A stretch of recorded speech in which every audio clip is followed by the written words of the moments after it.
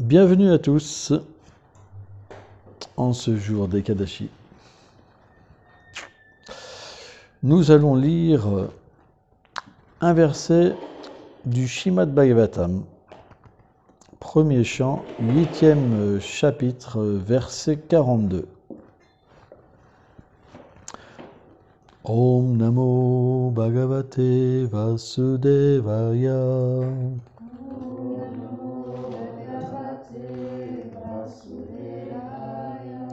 Om Namo Bhagavate Vasudevaya.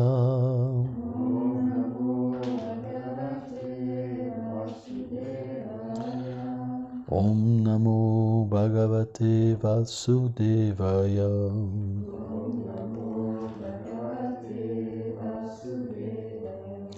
Tvaime manya vishaya matil madum patim saklit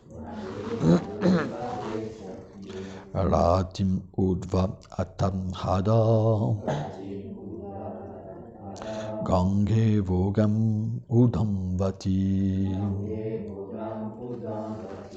Traduction. Ô Seigneur des Madhus, tout comme les eaux du Gange se déversent constamment dans l'océan, laisse mon mental délaisser toute autre pensée et se dévouer constamment et exclusivement à toi dans la joie. Commentaire. Srila Vishwanath Chakravarti Thakur cite Krishna. Est-ce que tu désires obtenir la réalisation impersonnelle du Brahman? Parce que si tu coupes ton affection pour les Pandavas, tu couperas aussi ton affection pour moi. Les Yadavas, pardon. Kunti dit, puisse mon affection pour toi ne connaître aucun obstacle. Le mot Udva signifie s'écouler avec force. Un dévot ne permet pas à son mental de penser à autre chose qu'à Krishna. Mais on ne peut séparer le service offert au Seigneur de ses dévots. Ils vivent pour lui, et lui vit pour eux. Ils sont par conséquent indissociables et de nature identique. Ainsi, sans ressentir de l'affection pour eux, on ne peut satisfaire et développer de l'attachement pour Krishna. Kunti dit, il n'est pas possible de te satisfaire autrement, cela je le sais. Par conséquent, ne laisse pas mon mental avoir de l'attraction pour personne d'autre que toi et tes dévots. Il apparaît ici que l'affection que Kunti ressent envers les Pandavas et les Vrishnis est davantage dirigée vers des liens de parenté. Or, dans cette confusion, ces sentiments partagés l'empêchent de diriger complètement ses pensées vers le Seigneur suprême. C'est pourquoi Kunti désire maintenant que Krishna lui retire cet obstacle. Elle dit, « Je prie pour que tu coupes les liens d'affection qui me lient aux Pandavas et aux Vrishnis, qui sont tes dévots. Mais puisque j'offre directement cette prière en ta présence, je tiens à rajouter que c'est l'affection matérielle qui provient de l'identification avec le corps et non l'affection qui est en relation avec toi, dont je désire me libérer. C'est l'affection matérielle qui est cause de l'esclavage de ce monde. Tout comme le Gange s'écoule jusqu'à l'océan, qui est le refuge d'autres rivières et de fleuves, puisse mon mental te transmettre mon affection. Toi qui es le refuge de tous les dévots, tout comme le Gange balaie tout obstacle sur sa route, aucun obstacle ne devrait perturber mon mental lorsque je pense à toi. Notons que les associés du Seigneur n'ont pas de corps matériel. Leur nature est comme lui, Satchitananda, fait d'éternité de connaissance et de félicité. L'illusion matérielle ne peut les toucher. Leur existence, leurs relations, leur attachement, leurs désirs sont donc au-delà des influences de l'énergie matérielle. Or, parfois, le Seigneur plonge certains de ses dévots dans une sorte de confusion spirituelle afin d'instruire les êtres liés au monde matériel.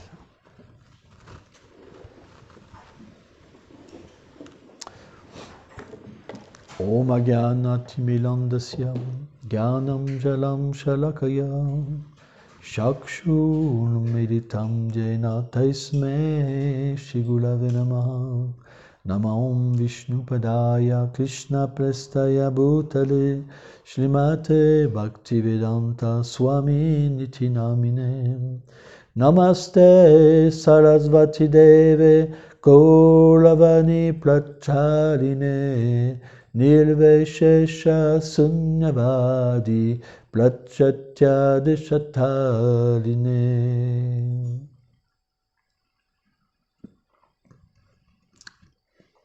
C'est un point très important que le plan supérieur doit descendre sur le plan inférieur. Pourquoi? Parce que l'on doit pouvoir apprendre. Apprendre à se détacher et apprendre aussi qu'est-ce qu'est le plan supérieur. L'amitié. L'amitié existe. C'est une bonne nouvelle. L'amour existe. On peut avoir des liens. Dans beaucoup de voies spirituelles, il est enseigné qu'on doit se détruire, ne plus exister pour être libéré. Beaucoup pensent ça, au point que les relations sont considérées comme un empêchement vers l'accomplissement spirituel. L'attachement doit être détruit. Les désirs doivent être annihilés. Plus rien ne doit exister. Ça, c'est la libération suprême. Srila Bhaktivedanta Swami Prabhupada a enseigné, comme d'autres acharyas, qu'on ne peut pas annihiler les désirs, les qualités. Parce que l'âme a des qualités. L'âme a la possibilité d'avoir des désirs. Mais quand elle est coupée de la vérité absolue, Krishna, alors elle exprime mal ses désirs. Et c'est facile à comprendre. Krishna est un océan de qualité. Donc, lorsqu'on est au contact d'un océan de qualité, on ne peut pas avoir de mauvais désirs, parce que c'est trop puissant. Mais lorsqu'on est coupé de cet océan, on est frustré, et à partir de là, il y a des désirs pour nous-mêmes. Et si nous sommes mal positionnés, ça sera des désirs qui vont nous détruire. C'est facile à comprendre. C'est pourquoi l'attachement qui est en lien avec le corps matériel ne peut générer que des désirs matériels, illusoires. Vous comprenez? S'il y a des désirs, il y a l'action. S'il y a l'action, il y a la réaction. Il y a l'enchaînement à la matière. Et donc, dans cette situation, à travers l'action intéressée, on doit subir la loi du cycle des morts et des renaissances. Ce n'est pas favorable pour l'être vivant. C'est pourquoi les associés et le Seigneur doivent descendre sur ce plan pour nous enseigner que les liens existent, que les désirs peuvent exister, mais liés à sa demeure, à ses associés et à lui-même, Krishna. Et à partir de là, ces mêmes désirs spirituels vont nous ouvrir la porte de la libération.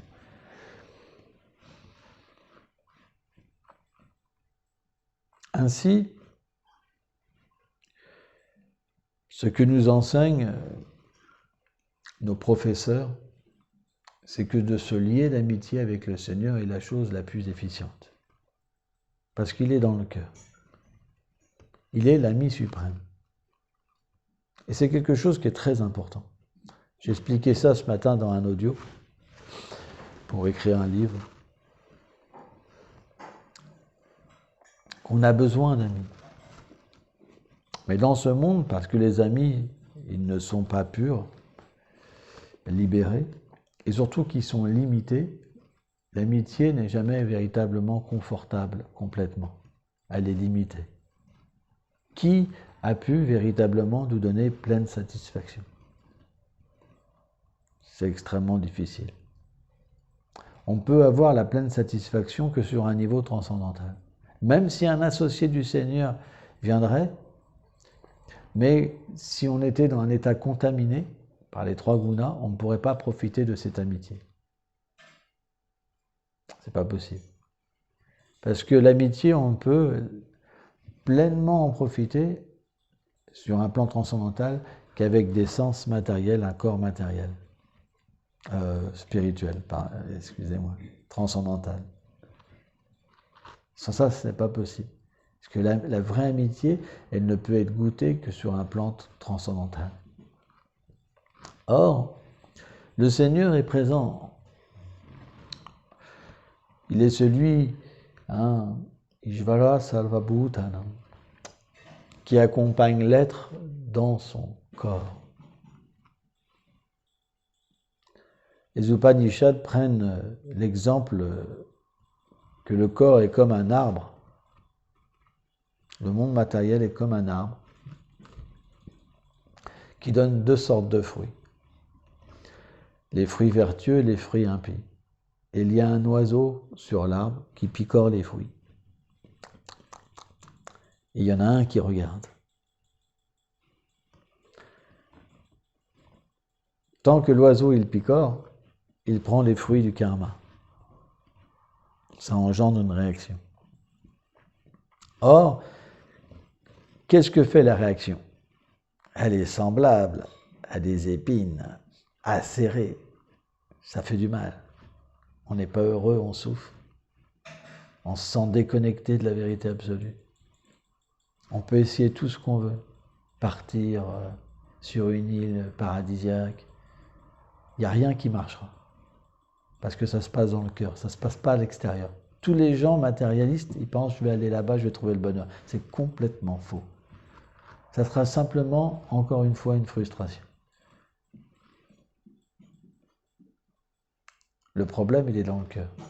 C'est parce qu'il n'y a pas de connexion avec l'ami, avec celui qui peut nous comprendre et nous accompagner et soigner nos blessures. Et c'est un manque de foi.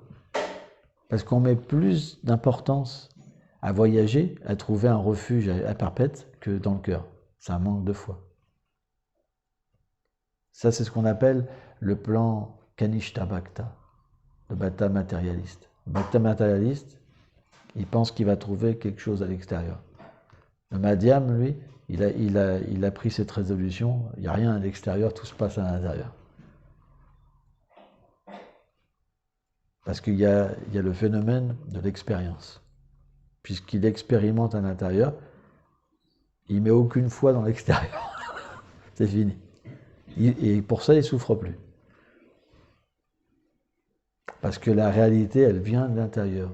L'amour vient de l'intérieur. La beauté vient de l'intérieur. La connaissance vient de l'intérieur. L'association vient de l'intérieur. L'amitié vient de l'intérieur. Et à partir de cette expérience, alors il retranspose sur l'extérieur. Mais l'extérieur ne prend jamais le dessus sur l'intérieur. C'est pour ça qu'il n'a pas de mauvaise expérience. Dès que l'extérieur prend le dessus de l'intérieur, vous souffrez. Vous serez déçu. Oui, les dévots, ils sont comme ça. Oh là là, allez, allez, là. C'est que ça toute la journée. Tout est imparfait dans ce monde. Vous verrez que des fautes. Vous passerez votre temps à mâchouiller. Et en plus, il n'y a même pas de solution. La seule solution, c'est le suicide. Ou alors vous passez votre temps à changer d'endroit, à trouver quelqu'un, il est bien, puis hop, c'est finalement petit à petit, il est moins bien. Ça revient au même. Il y en a qui divorcent comme ça 10 fois, 15 fois, 20 fois, 30 fois. Mais celui qui a réglé le problème dans son existence, en entrant en lui-même et en étant connecté à l'ami suprême, il n'a plus besoin de femmes, d'hommes, ceci, cela pour trouver l'équilibre, c'est fini. C'est fini. L'équilibre, il est atteint. Parce que personne ne peut donner l'équilibre à quelqu'un.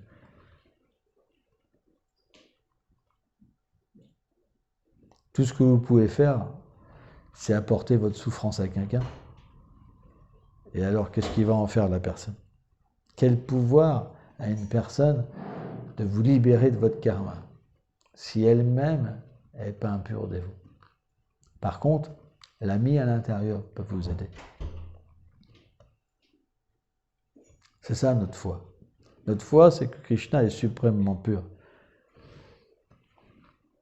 C'est lui qui est à l'origine de la loi du karma. C'est lui qui est à l'origine des univers matériels.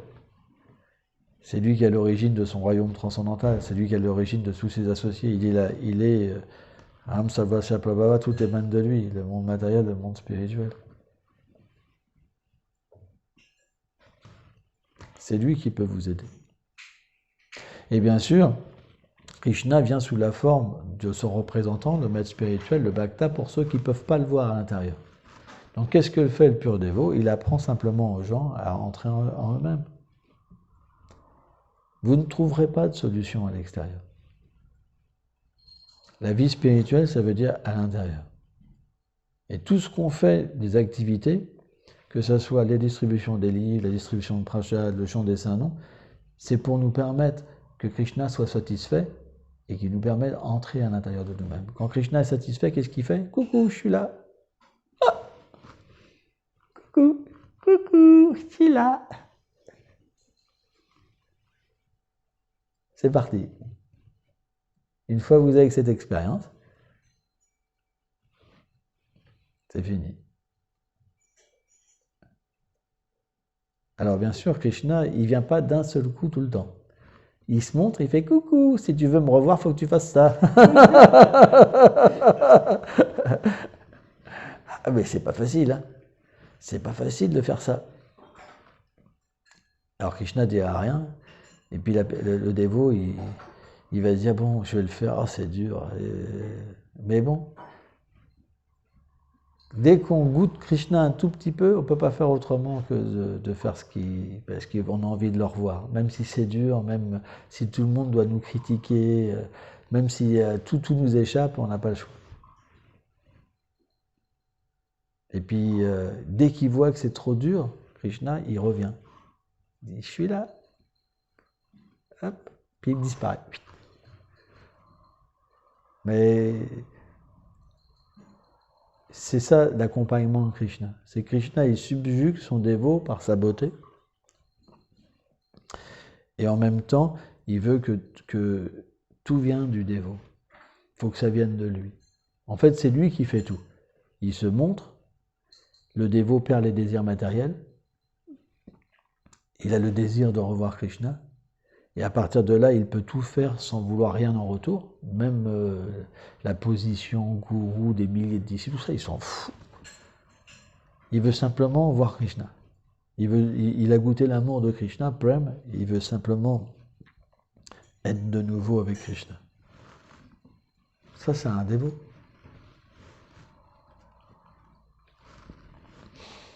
Avant, il y a beaucoup de pièges. C'est très difficile. Si Krishna nous donne un pouvoir avant, de bien parler, de faire un bon puja, d'être bon cuisinier, quand quelqu'un va dire « Oh, c'est bon », ah ouais, je dirais pas qui c'est qui l'a cuisiné, mais... Vous comprenez? Ah, tu chantes bien, ouais. Ou alors on dit « ouf. » C'est impossible d'échapper à ça. Pourquoi? Parce que comme notre désir d'être avec Krishna, il n'est pas assez puissant, et qu'il y a une forme d'illusion en nous, quand Krishna nous donne quelque chose, on se l'approprie. On ne peut pas faire autrement, c'est dur. C'est dur. Mais, en même temps, quand on dit ouais, on sent que c'est pas bon. Parce que Krishna est quand même là à la fois. Parce qu'il nous regarde. Il nous regarde d'une manière sans qu'on puisse le voir. Mais on sent, parce qu'il est présent dans le cœur, qu'on n'agit pas bien. Ça veut dire qu'on est forcé à le faire parce qu'on n'est pas pur, et en même temps, il nous fait ressentir que ce n'est pas une bonne chose. Donc on peut progresser. Alors qu'un matérialiste, lui, il ne peut pas, parce qu'il ne ressent pas qu'il fait une faute. Et c'est ça qui est important. C'est que Krishna, il donne son aide à tous les niveaux. Celui qui est un pur dévot, c'est parce que son désir est pur. Si le désir est pur, ça veut dire qu'il a vu Krishna. Sans ça, le désir ne peut pas être pur. Il faut qu'il y ait eu l'expérience. Par exemple, on voit des dévots tomber. Mais pourquoi ils tombent? Vous pensez que s'ils avaient vu la vérité, ils seraient tombés? Non, c'est pas possible. C'est parce qu'ils n'avaient jamais vu la vérité. Quelqu'un qui a vu la vérité, il ne tombe plus. Parce que son désir est pur.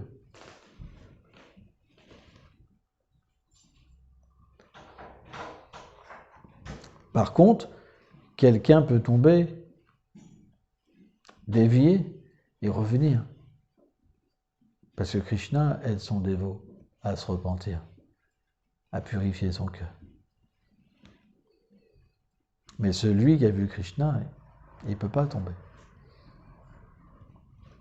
C'est pas possible. Parce qu'il a atteint la perfection. Quand il n'agit pas indépendamment de Krishna.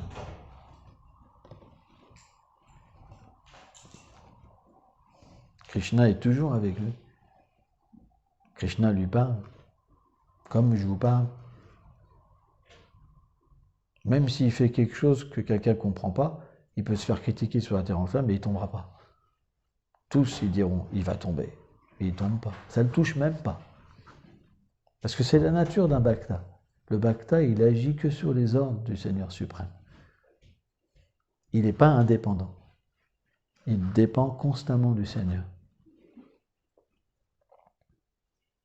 Et le Seigneur est son ami. Et un ami, ça protège un plus faible. C'est la nature qui veut ça. Alors sur un plan supérieur, le dévot peut même penser qu'il est supérieur à Krishna. On voit Arjuna. Arjuna, Vishwanath Thakur, dans son dialogue dans la Bhagavad Gita, il dit qu'il pensait même que Krishna ne pouvait pas se battre contre un guerrier tout seul, et qu'il fallait qu'il protège Krishna. C'est pour ça, quand il a vu la forme universelle, Arjuna, il s'est repenti. Oh, je croyais, mais maintenant je te demande pardon. Je vois que tu es toute chose. Et Vishwanath Thakur, il révèle quelque chose d'extraordinaire. Parce qu'il dit, en fait, il a donné des sens inférieurs à Arjuna, des sens de demi-dieu, mais pas un mental de demi-dieu. Ça veut dire que Arjuna, il voyait ce truc-là, la forme universelle, mais il avait toujours son mental de dévot. Et donc, à un moment, Krishna, il le prêche, il dit, maintenant tu vas méditer sur ma forme universelle. Il dit, oh Krishna, je l'ai vu, s'il te plaît. C'est pas forcément ce que je veux, quoi. J'aimerais tellement que tu reprennes ta forme à deux bras. C'est tellement plein de rasa, de doux sentiments, la Bhagavad Gita. En même temps, ça explique la plus haute vérité. Qu'est-ce que c'est l'âme? Qu'est-ce que c'est le Seigneur suprême? Le temps, hein, qui pousse les gens à agir, l'action, hein, les influences des trois gunas, c'est 5 sujets principaux, et en même temps, c'est mêlé d'une relation d'amour tellement intime, mais les gens, qu'est-ce qu'ils peuvent comprendre? À un moment, Krishna, il dit « Je suis le Seigneur suprême », et c'est vrai, parce que toutes les écritures védiques disent que Krishna est Dieu, la personne suprême. Et il le dit directement. Jésus n'a pas dit qu'il était Dieu, il a dit qu'il est le Fils. Mahomet n'a pas dit qu'il était Dieu, mais Krishna dit oui, je suis le Seigneur suprême. Tous les Védas donnent cette conclusion. Le but des Védas, c'est de me connaître. C'est une réalité. Et en même temps, Krishna dit, c'est très difficile d'arriver à ces conclusions. Parce que mes agissements, ils vont au-delà de toute conception. Je peux en même temps énoncer la plus grande vérité et en même temps complètement jouer avec mon dévot. Krishna, parfois, il parle de lui comme une personne autre. Parfois, il dit « je suis cette personne ». Tout le monde est confus. Parce que la vérité, elle doit donner le libre arbitre à chacun. Krishna ne viendra jamais « je suis le Seigneur » sans s'ajout détruit. Vous comprenez? Il pourrait, hein, s'il veut. Il prend une forme là de 10 millions de kilomètres. Je vous avale tous. Ah ben, c'est ce qu'il a fait avec Arjuna. Il a fait voir qu'il y a aussi la mort personnifiée, que tous les guerriers rentraient dans ses bouches. C'était horrible. Et Arjuna, il a fait Ougra, Ougra, Ougra. Cette forme terrifiante, vraiment terrifiante. C'est une possibilité. Mais où serait le libre arbitre? Vous comprenez? Pourquoi les gens sont dans l'univers matériel? C'est parce qu'ils veulent l'indépendance de Dieu. Donc cette indépendance, il doit la donner à 100% parce qu'il est le Seigneur suprême. Et comment cette indépendance finit? Par nous-mêmes. Quand on a fait le tour de l'univers matériel, quand on a été dans tous les recoins et qu'on a été bien frustré, qu'on a tout essayé mais ça ne marchait pas, à ce moment-là, on se tourne vers lui. C'est pour ça que les gens voyagent. Les gens cherchent là où il n'y a pas. Ils vont partout là où il n'y a pas. En se disant à chaque fois, à chaque vie, là je vais y arriver, ça va être mieux. Il n'y a aucune possibilité. Parce que l'âme, elle n'est pas faite pour ce genre de voyage. Elle est faite pour une chose, l'amour de Dieu, la félicité. Cette relation personnelle.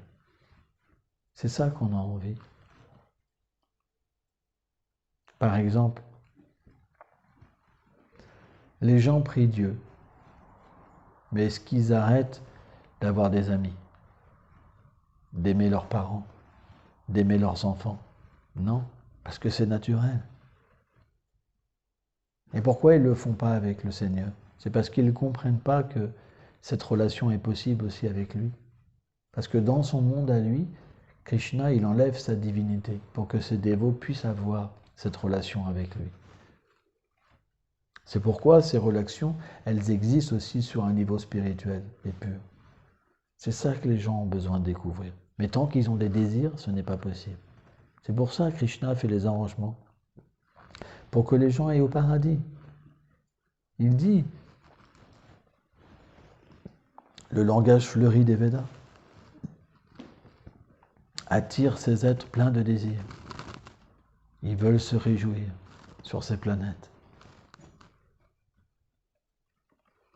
Ils peuvent avoir des corps célestes et goûter des plaisirs tellement plus grands. Les gens qui ont des désirs, ils aspirent à ça. Je vais servir Dieu, avoir la crainte de Dieu, et après je me réjouirai. Mais ce n'est pas la conception la plus élevée. Elle existe. Elle est donnée par le Seigneur. Elle est légitime pour ceux qui la veulent. C'est vrai. Comme certains veulent la libération impersonnelle, se fondent dans le Brahman. Ça existe. Le Brahman est l'effulgence du Seigneur suprême. Mais il existe un plan plus élevé où on peut aimer d'une manière sans limite. Parce que le Seigneur est sans limite. Donc quand l'expérience de Krishna est présente, alors l'amour sans limite est expérimenté. Et qu'est-ce que ça veut dire un amour sans limite? Ça veut dire qu'on n'a plus besoin de rien pour nous-mêmes. On a juste besoin d'exister pour lui. Et parce que cette nature est de réciproquer avec les êtres vivants, et même Papa Dante, Alors le Seigneur, pour un tel dévot, il n'existe plus que pour son dévot. C'est ça la véritable harmonie, le véritable amour. C'est un plan qui est très difficilement atteignable, parce que ça veut dire que le Seigneur devient en quelque sorte le subalterne de son dévot. Donc, on peut comprendre par nous-mêmes qu'on ne se donne pas comme ça, nous-mêmes. Vous comprenez?